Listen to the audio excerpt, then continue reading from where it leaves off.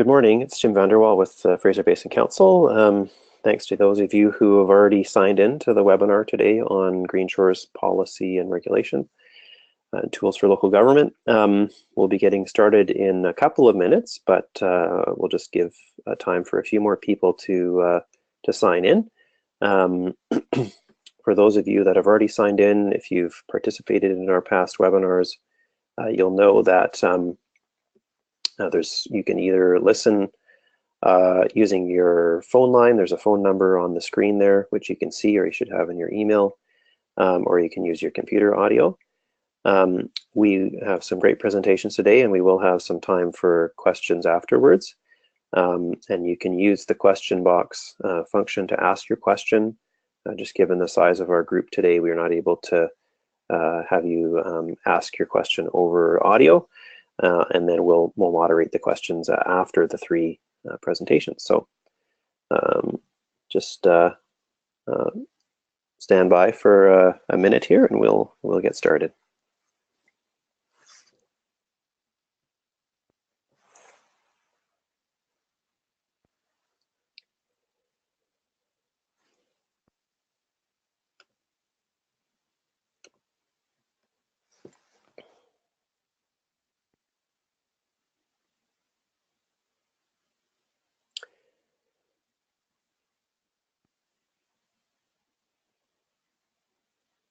Well, good morning. Welcome to our webinar today on Green Shore's policy and regulatory tools for local government.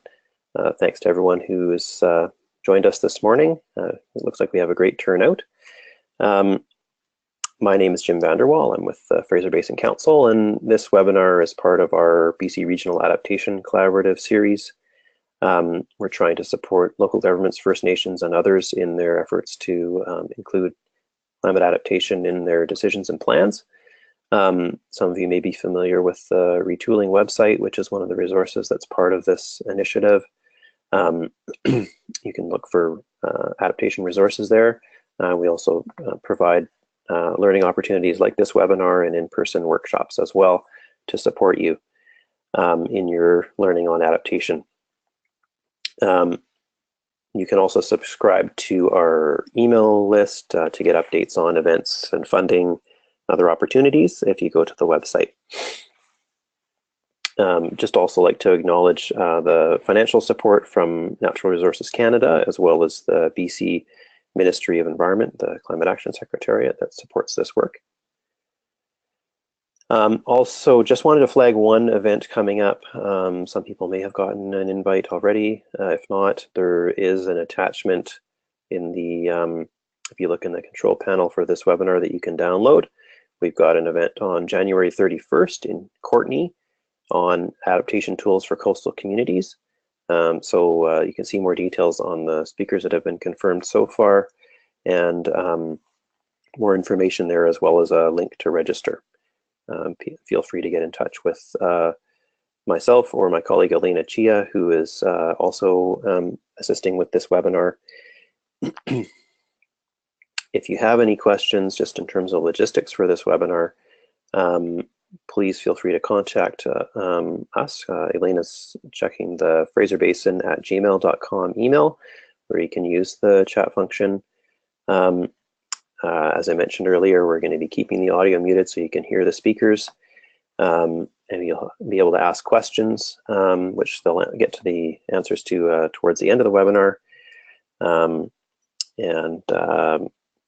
There we go. So today's speakers, we've got three excellent speakers to talk to you and provide some insights on this topic. Our first speaker is DG Blair, who's the Executive Director of the Stewardship Centre for BC. So as Executive Director since 2010, DG provides leadership and facilitation of collaborative stewardship initiatives with partners, and she's responsible for managing the Stewardship Centre's BC's Green Shore's Species at Risk Primer Stewardship Practices demonstration projects. And she also provides technical expertise in environmental issues, education, outreach, and evaluation of many of the center's projects. Our second speaker is Deborah Carlson with West Coast Environmental Law. Deborah's been with West Coast Environmental Law since 2010 as staff counsel for the Green Communities program. and many of you may have run into her in that work with communities around BC to develop legal frameworks that support healthy, low-impact urban areas and community-based planning processes. Our third speaker is Laura Rodden with the Powell River Regional District. She's the manager of planning services there. She's educated as a planner from UBC and the Asian Institute of Technology, and she spent her career working with communities at the crossroads of land use planning, sustainability planning, and community development. So you'll hear more about her experiences in this area. So before we get into their presentations, I'm just going to launch a poll to kind of get an idea of who's participating in the webinar today. So if you could just let us know what sort of organization you're with, whether you're with a local government or First Nation, provincial or federal government, business or consulting, or academic or non-government. It helps us to know who's participating today.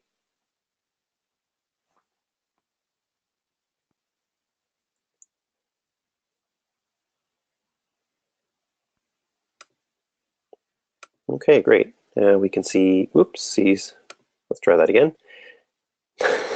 This is not participating. So we've got a really strong turnout from local governments or First Nations as our largest contingent here in the webinar, followed by business and consulting, and then you can see the other groups. So thanks for letting us know. At this stage, what I'm going to do is hand over the controls to DG, who's going to lead off the discussion here. And so just bear with us as we do that. And there you go, DG. Great. Okay. Well, good morning, everyone, and thanks, Jim, for the introduction. My name is DG Blair, and I'm going to be giving just a little short introductory as to the context of this webinar. In terms of Green Shores, it is a program of the Stewardship Centre for BC, and SCBC's mission is to strengthen ecological stewardship in British Columbia by providing educational, technical, and capacity programs and resources to our target audience of nonprofit and conservation organizations, governments, the private sector, and the general public. And we always work in a manner collaboratively with our partners. Green Shores started originally back in 2003 with the publication of Coastal Shore Stewardship. This guide was published as part of the Stewardship Centre's Stewardship Series with funding by the province and the federal governments. At that time, we moved on to fully more understanding what was needed for Green Shores, and from that guide, we came up with an original publication that is based on 4 guiding principles. And those principles are to preserve or restore the physical processes, that is to say the natural actions of water and sediment movement that maintain healthy shorelines, to maintain or enhance habitat function and diversity along the shoreline, to prevent or reduce pollutants from entering the aquatic environment, and to avoid or reduce cumulative impacts, that is to say those small effects that add up to large impacts. And I'm just realizing that my screen is probably showing the panel. So I'll just hopefully carry on with that. Moving on. Oh, you're just fine, DG. There's this. Oh, you can't see that. Okay, thank you, Jim. So those basically Green Shores is a design standard that is science-based, and so what we're doing is promoting project design that are aimed to restore habitats, shoreline sediment transport processes, and create natural areas. Those designs also will dissipate wave energy, accommodate storm surge, and lessen flooding. It can offer a resilient approach to sea level rise and climate change adaptation. The photos on the bottom of your screen on the left-hand side show a hardened shoreline under storm conditions, and you can see the impact of the waves on that shore, providing spray up, versus the natural shoreline on the right-hand side that has been reconstructed with a green shores approach. And you can see how that shore is much more resilient and able to accommodate that same wave action. These photos were taken within a half an hour of each other in very close proximity. So Green Shores consists of two programs. One is called Green Shores for Coastal Development, and that is for larger scale projects such as parks, mixed residential, commercial, and institutional properties. And the other is Green Shores for Homes, which is targeted to residential properties.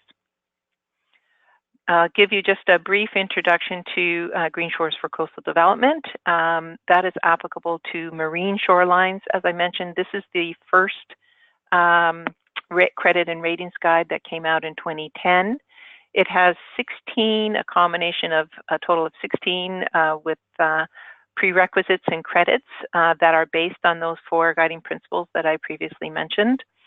It's built on a format similar to LEED or Built Green, and it is applicable to a wide variety of projects. One of the things with Green Shores for Coastal Development, because these are larger scale projects, it does require a number of credits to be signed off by a qualified professional. So you need to get your engineer or your biologist, et cetera, to sign off on that. It is voluntary and incentive-based. By that I mean that it's a voluntary use of the guidance material, and the incentive, basically, the more best practices you put into the project, the higher your rating is. And there's a third-party verification if your project does get to be rated. For Green Shores for Coastal Development, which came out at the end of 2015, this is applicable to both freshwater lake environments as well as marine shorelines. It has 22 credits in 4 categories that are, again, based on the 4 guiding principles. It's intended to encourage incremental improvements. Actually, both of them are, in that you can start with a brownfield site and move forward. It's definitely, both are trying to encourage the incremental improvement of the project area. This one in particular has much more user-friendly guidance, because we anticipate some homeowners may read the guide rather than their consultants. And again, similar is voluntary and incentive-based. The more best practices you put into the project, the higher the rating you get.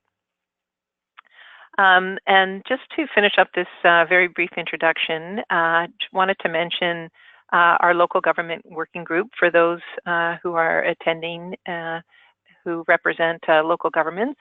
We established the working group in 2010.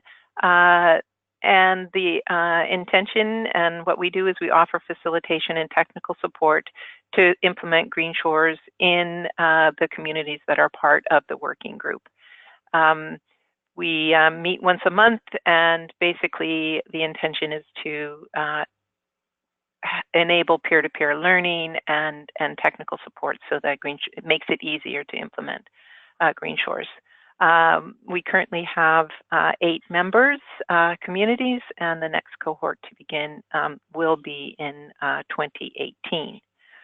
One of the things, actually, this webinar is a direct result of the working group, because the working group identified that to share to update the guide that we'll be hearing about in a moment, was that we needed to have a webinar to share about this update. And basically, the report responds to the request of the working group and other government partners to provide more examples of language that can be used to support Green Shores principles in local government law and policy tools.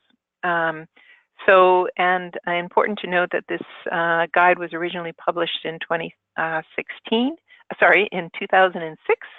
and then was updated 10 years later, and it also represents our evolving understanding of the impacts of climate change. And so we have added some of that to the guide. And we're most appreciative of both the original version, which was prepared for the Stewardship Center by Harriet Rugeberg of Lanark Consultants and the Green Shores Technical Working Group, and that the updated version was prepared by West Coast Environmental Law in a team that was led by Deborah Carlson. And so at this point, what I'll do is turn it over to Deborah to give us more information on what's in this recently updated guide.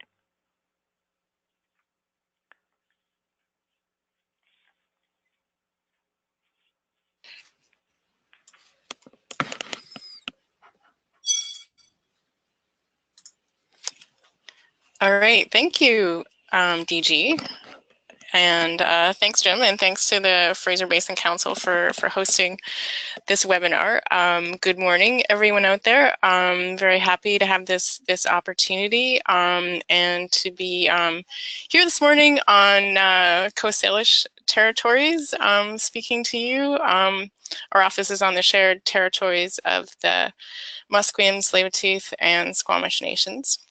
In case you don't know, West Coast Environmental Law is a not-for-profit environmental organization of environmental lawyers. We work around the province and on federal issues where they're relevant for the province. We're working for you know, a more environmental protection and a just, democratic, and sustainable society. And we're also fully acknowledging and respecting Indigenous law in territories. And some of our work is involved in bridging these different legal traditions.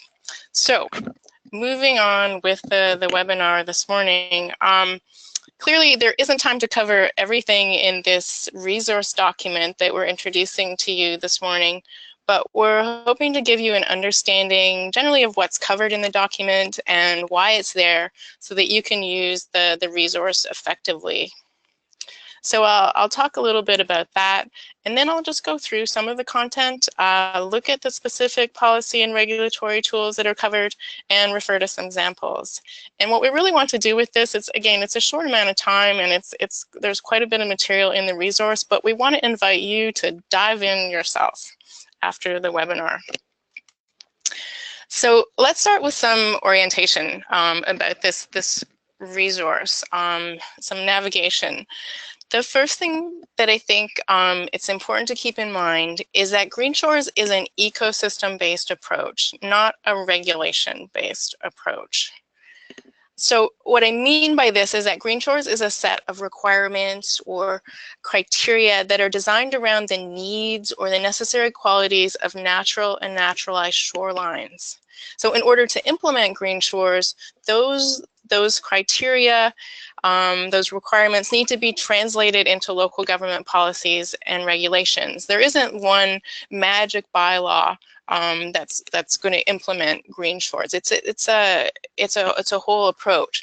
So if you've worked on implementing other ecosystem-based measures or management approaches, for example, like green infrastructure for stormwater management, you'll be very familiar with the fact that there's a process of figuring out what you want to do on the ground or in the water, and then massaging those actions into local government policies and particular regulations.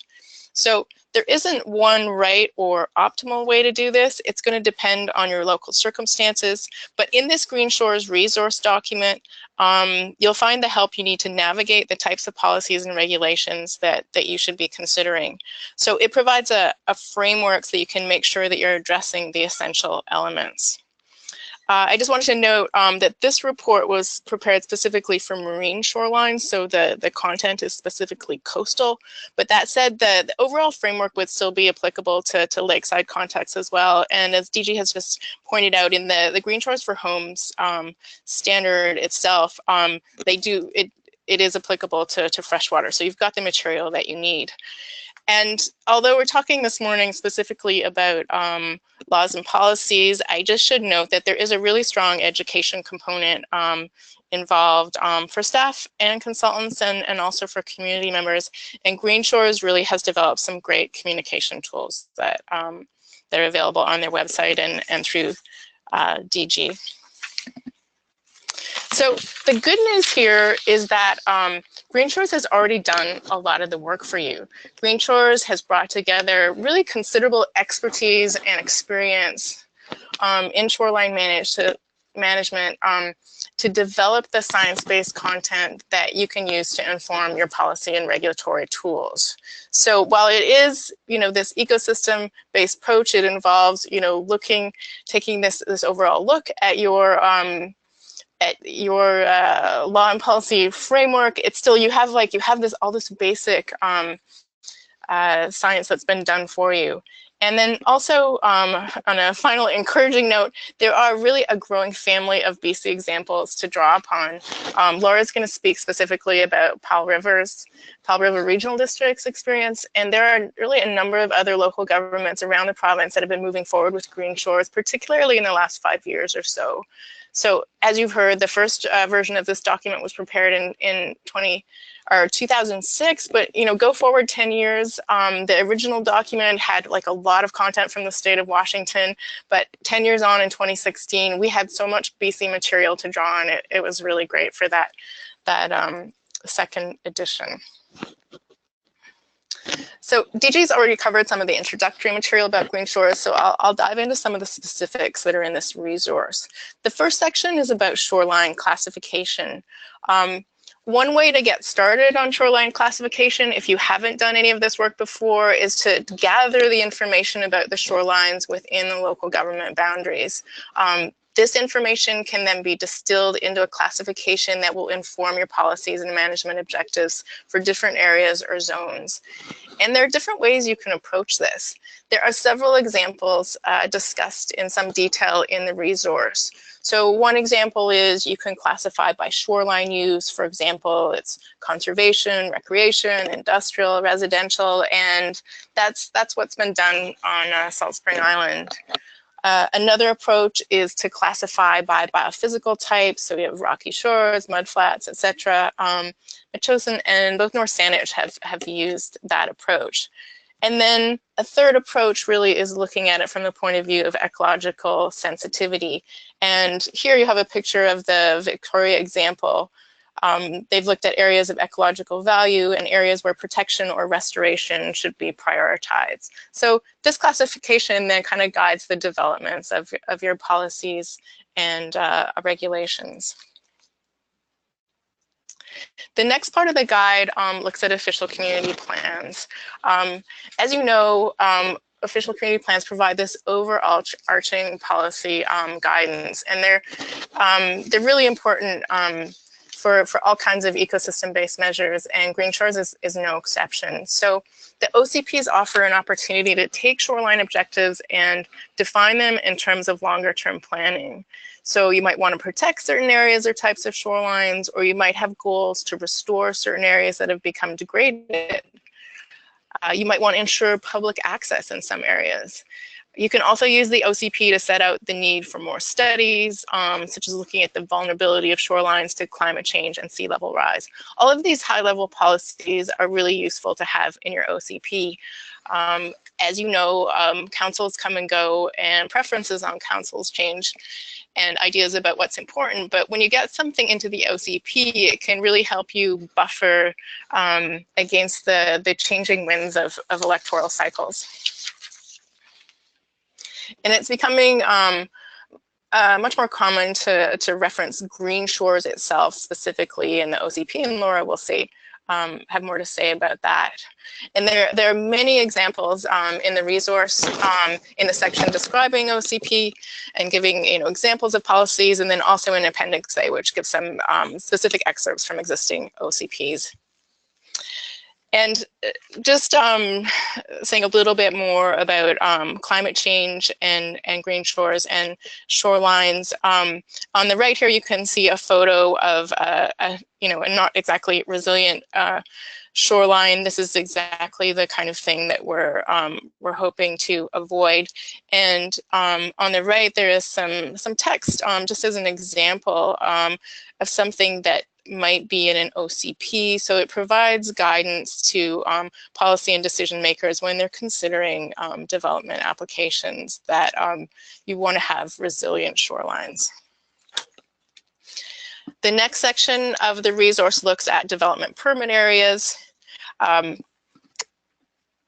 These are, of course, defined in the OCP, but they're applied at the site level. So generally speaking, the development permit area requirements are very supple. So, of course, a caveat about this is that developers and property owners typically view new DPA requirements as onerous. They see it as, expensive and not helpful to what they want to do. But still, where you can work this through with community support, it's a tool that offers the flexibility to shape the solutions to meet the needs of different sites. And you can use, in this context, both the environmental DPA powers and the natural hazard management powers, for example, to address coastal erosion. And you would often see these two aspects of DPA powers for local governments combined in one DPA. The resource itself offers really substantial content about DP guidelines to address different aspects of shoreline protection and management in order to meet Green Shore's criteria. So here are some examples: protecting the marine and shoreline habitat, shoreline modifications, stabilization, docks and piers. All of these topics are covered in quite a bit of detail in the resource. So the third main tool that is covered in the resource is zoning. For sure, zoning is less fine-tuned than development permit areas, but of course, as you know, if you work with local government or in local government, it's quite a bit less work to administer zoning requirements. Each individual application, each individual site doesn't require a permit. The zoning applies automatically, of course, throughout the zone. There are some limitations in using zoning for Green Shores, though. The setback requirements, can get your structures back from the shoreline, but it doesn't really tell you what's going on, or doesn't give you the power to say what's happening to the vegetation in that area, and that can be obviously very important from a Green Shores perspective. So you need to bump it up with some of the landscaping powers if that's the approach that you're using. Again, there are some examples in the resource of how to go about this. And just a reminder about local government jurisdiction, it does include the surface of water out to municipal boundaries. So even if the foreshore itself is provincial crown land in most cases, local governments still have those zoning powers. And we have lots of case law about local government's power to restrict docks and so on being upheld by the courts. So they have, I just want to refer that in the guide, there are a couple of examples of fairly comprehensive zoning. There are the land use bylaws from Lasqueti Island and also from Salt Spring Island. And the zones are things like marine conservation, marine non-commercial, marine industrial, etc. So again, take a look at the guide, please. All right, just a recap of some of the material that I've gone through pretty quickly this morning. The Appendix A of this resource does have many examples, actual excerpts from local government OCPs and DPA guidelines. So that material is there. You can review it at your leisure. And the middle part of the guide that I've also been describing really is more sort of general guidance, but again, quite detailed in terms of suggestions of things that you would like to be considering in developing your own policies and regulation. A reminder that, is this ecosystem-based approach, so you want to combine planning, policy, and regulation and education, and getting good data about your shorelines is really helpful to inform the process. And finally, just a reminder, Green Shores has really done a lot of the work for you in this regard. Very experienced experts, DG mentioned, Harriet Ruggebert, also Brian Emmett, and a host of others have put a lot of work into developing the Green Shores framework and criteria. So you can benefit from this brain trust. You can leapfrog steps that you'd otherwise have to take if you were starting from scratch to develop policies and guidelines. I just also wanted to say we haven't addressed in this webinar some of the issues of jurisdiction below the natural boundary related to provincial crown land and DFO requirements. But this morning we just really wanted to focus on the local government jurisdiction and to emphasize that a lot can be done. So thank you again, and a special shout out to Pro Bono Students Canada. Kristen Brokop and Polly Story from UBC were really helpful in updating and augmenting this current edition of the Green Shores resource. So thank you very much for your attention, and over to Laura.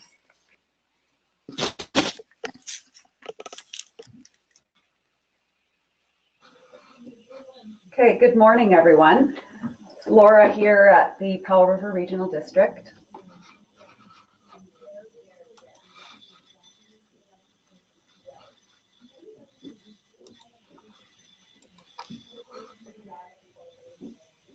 So we have been a pilot community in the Green Shores for Homes program since 2014 and part of the local government working group. And I want to thank DG and Deborah for inviting my participation in this webinar. And I wanted to start with just to set the context. So our regional district, it's a local government authority incorporating 5 electoral areas and 1 municipality. We're located on the southwest coast of British Columbia. We're just north of the Sunshine Coast Regional District and across the Strait of Georgia from the Comox Valley Regional District. And we're within the traditional territory of the Tla'amin Nation. And our region covers an area of approximately 5,000 square kilometers. The communities that we work with, we're a region composed of island and coastal communities. We have 5 rural electoral areas, of which we provide the planning service for 4 of those electoral areas. We have 3 unincorporated villages. Our member municipality is the city of Powell River, and our local First Nation is the Tla'amin Nation, which are a treaty nation. And so we've got approximately 20,000 residents. 7,000 are in the electoral areas, 13,000 in the city, and just under 1,000 in the Tla'amin community. So what we have in common is our development is focused along the coastline in our region. So it covers approximately 40 kilometers of coastline between Saltery Bay and Lund on the mainland, and then Texada Island and Savory Island.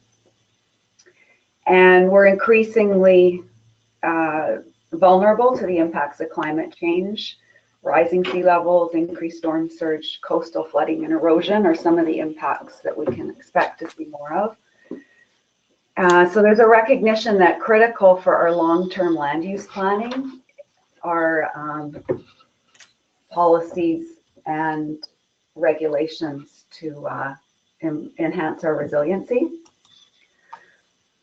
But we're a small local government. We only have 2 planners on staff, and so our approach has been to reach out and establish collaborative partnerships that complement our work and can enhance our knowledge and our ability for planning. So internally, we have a lot of interdepartmental partnerships between our planning staff, our regional emergency planning staff, and our asset manager. And externally, 4 key partnerships, the largest of which has been our partnership with Stewardship Centre for BC. But I want to kind of highlight just the 4 of them because we've kind of gone through an evolution. So for 2 years, between 2012 and 2013, we had a partnership with the UBC School of Architecture and Landscape Architecture, and they ran their field school for their master's program up in our region. And over the course of that 2 years, master's students with their advisor, who was Professor Will Marsh at that time, they completed a number of coastal assessments that have supported our land use planning and foreshore policy development.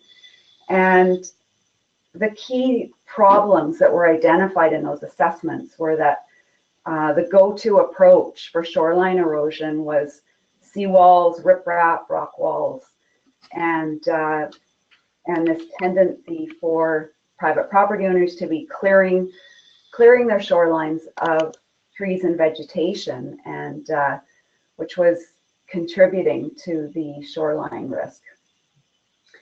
And the solutions they suggested in their assessments was that the regional district focus education on the importance of restoring and retaining shoreline vegetation, identify options for retrofitting seawalls and creating more a soft shore approach to shoreline stabilization, and also encourage a community approach where neighboring property owners would work together versus working individually. And the big product out of that was a set of storyboards and a brochure to help with our education in our region. And then in 2013, we had a partnership with the BC Climate Action Secretariat, which allowed us to bring in science and adaptation experts, and we held a series of workshops geared at our local elected officials from the regional district, from the city of Powell River, and from the Tla'amin Nation. Also key staff from those 3 local governments, and the workshops were also open to, or we had events in the evening for residents that were more geared for the public. And so at that event, DG Blair from the Stewardship Center spoke to the Green Shores approach, and it really resonated with our directors, the regional board, and staff, and also the local residents, because it offered some positive energy and a solution to shoreline erosion, and that people really, it just resonated with people. So following that was our involvement as a pilot community with the Green Shores for Homes program, and that started in 2014, and our participation is ongoing currently, and we have achieved a lot through this partnership, and I will move on to that shortly.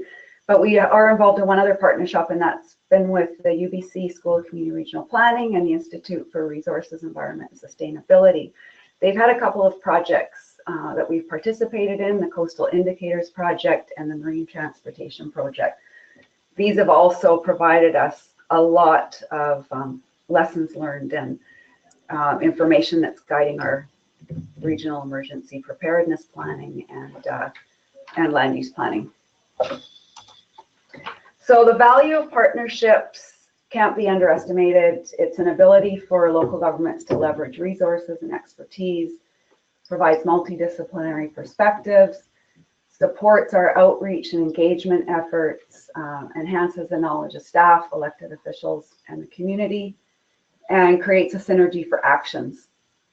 So, it sets the stage for, it has really set the stage for climate change, climate adaptation actions and Green Shores actions that have happened here in our RD. So in terms of Green Shores actions, there's 2 foundational actions that have contributed to further work and the work that's underway right now. And that is in 2015, our regional board adopted climate change mitigation and adaptation as a strategic priority. And that has allowed us to carry on our participation in the Green Shores program with the Stewardship Center for BC. It also set the stage for the board adopting our Electoral Area A official community plan bylaw that includes a policy framework promoting Green Shores for shoreline stabilization. That OCP is on our website. If you go to the bylaws page of the regional district website, you'll find it. And it includes the whole coastline of our region has or the Area A has been designated as a foreshore area. And the foreshore policies discourage hard wall and hard armoring of the shoreline. They encourage soft shore approaches and green shores approaches. And there's an appendix in the OCP that describes the green shores approach. And really, the guide we used for that policy development was the Green Shores Policy and Regulatory Tools for Local Governments that Deborah spoke to, and also the Coastal Shore Stewardship publication that DG mentioned. Those were key documents guiding our policy development. And additional actions that we have achieved and that are ongoing really are hosting an annual Green Shores training workshop to improve the knowledge of staff, elected officials, developers, and the community at large. So we've been holding these annually since 2014, and we have one planned for 2018 on Texada Island. Staff participate monthly in the local government working group meetings. It's an awesome venue for sharing knowledge. We've learned so much from the Washington State participants, from the other local government participants, from DG, from Deborah. It's a great thing. It's a short time commitment. We just meet for an hour once a month, but really keeps us current on the science and on the research. We are promoting local government or local Green Shores demonstration projects. We have one planned for 2018 at our Palm Beach Regional Park, and we are supporting some local residents on Savory Island who would like to do a Green Shores demonstration project, fronting their properties, hopefully in 2018 as well. We're participating in a Green Shores incentive study together with Stewardship Center for BC. Whoops. Sorry about that. And we have received funding from the to complete a sea level rise and storm surge assessment. That's going to be a regional scale assessment, and we feel that once we have that assessment done, it will provide the information we need to use some of the other tools in the guide, which are to do some shoreline classification and identify potential development permit areas. And we're incorporating policy framework to promote green shores in our other OCP bylaws at this time. Mainly we're for the Texada Island OCP, which we're currently in a review and update. And that's all I have to say for now. Happy to answer questions. Well, thanks very much to all three of you. Great overview of the program, as well as some of the specific application in Powell River and the guiding documents. I'm sure that that some folks have questions for our presenters. So if you do have questions, you're welcome to type your question into the question box. I also wanted to mention, just while we're here, that we did include the link to the guide that DG and Deborah have been talking about in the chat function, so you can download it there. I did neglect to do one thing, which was to do a little poll. So we'll do that just as people are thinking of questions, and which is to find out just a little bit about to what extent you've been involved in green shores in your community or in your organization. So you could just let us know what your level of involvement has been.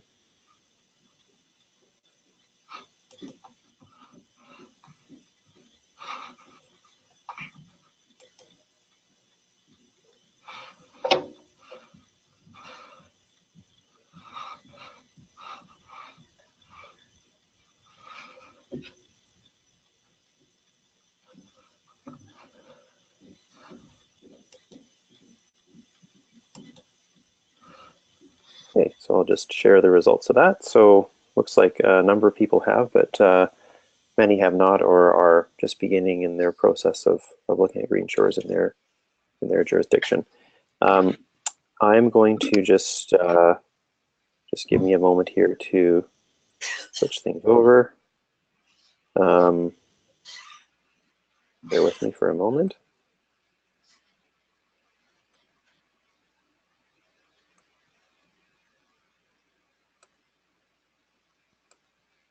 Okay.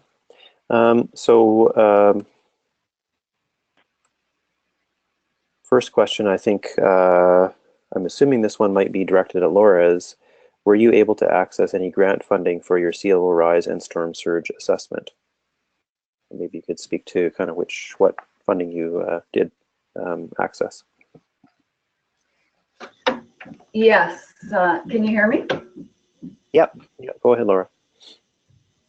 Yeah, it was through the National Disaster Mitigation Fund, NDMF. I think I can hear the link for that. And they offer 4 streams of funding. You have to start at stream 1 and work up to stream 4. So stream 1 is the high level assessment. Stream 2 is the mapping. And then stream 3 and 4 are where you can get into mitigation works, and it's geared for public infrastructure, public lands. Great. Thanks very much, Laura. And we can certainly circulate the information on that funding source after as well. Normally the process is that folks apply directly to Emergency Management BC. And then it is federal funding, but the province sort of screens the applications and forwards them on if they make it through that call. I also just want to add that there is climate adaptation funding available through FCM as well. If you go to their website and look for climate adaptation initiatives, and I understand that some local governments have obtained funding to look at I guess you'd call it coastal green infrastructure approaches that would be consistent with Green Shores principles. So that might be a source of funding to consider as well. Yeah, certainly that's another good source. The other funding for one aspect of it has already passed, but UBCM also has some flood hazard related funding that would probably fit in some cases for some Green Shores related work as well. The next question is, will the Green Shores Incentive Study be made available more broadly once completed?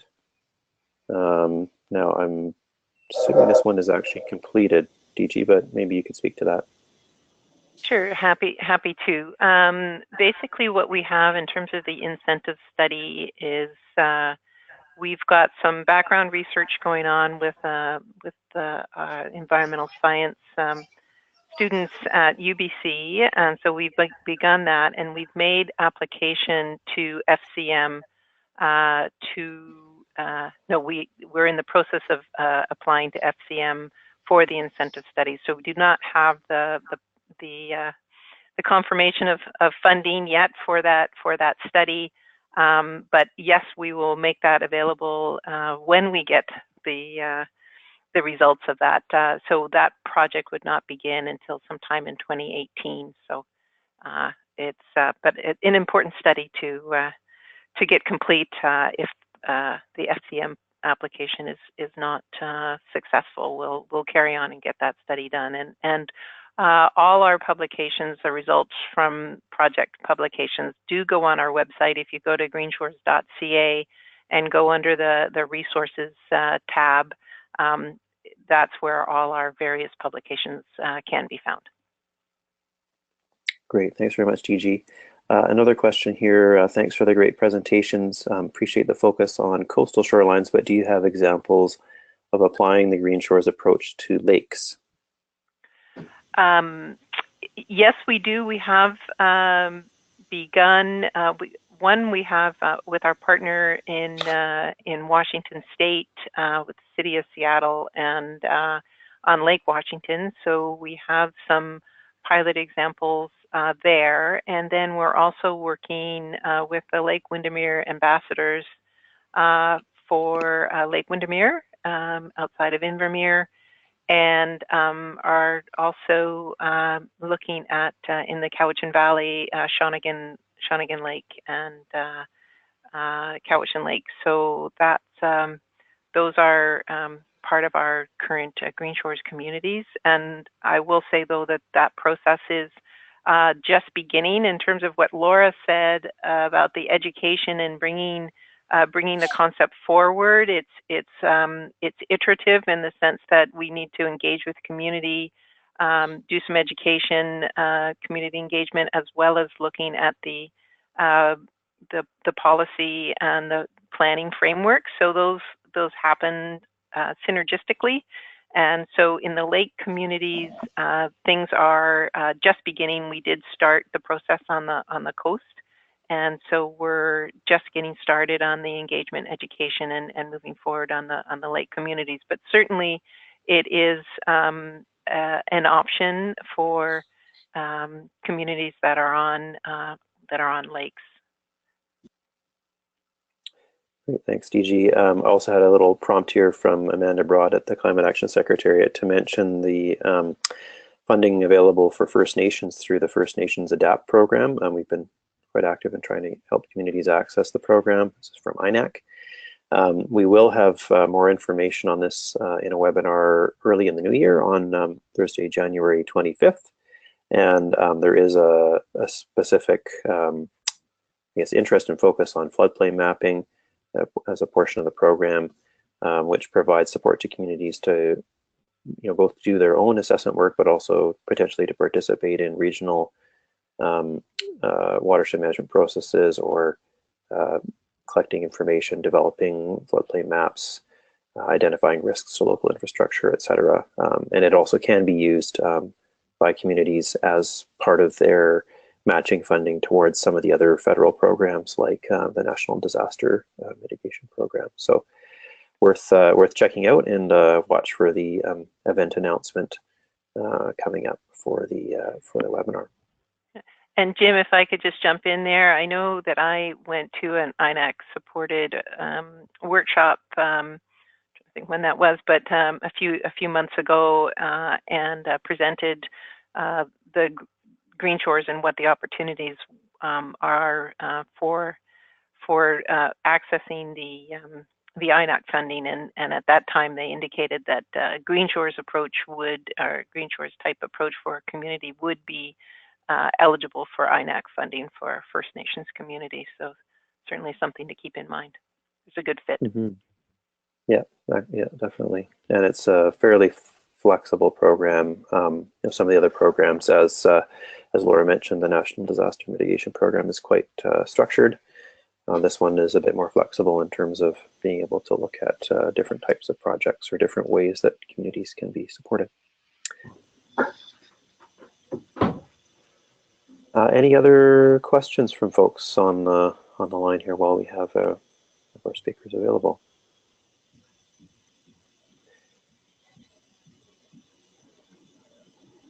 If not, I'll just flag one opportunity, which you will get a question in the follow-up. If you're interested in getting more involved, there is you can let us know through the follow-up survey if you're interested in getting involved in the local government committee that our speakers have mentioned. And I guess at this time, I'd just like to thank all of our three speakers, DG Blair, Deborah Carlson, and Laura Rodden, for sharing their information and their experiences.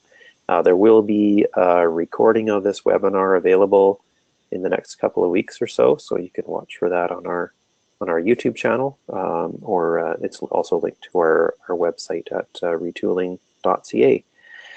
So thank you everyone for your participation and your questions, and hope you have a good afternoon. Talk to you again.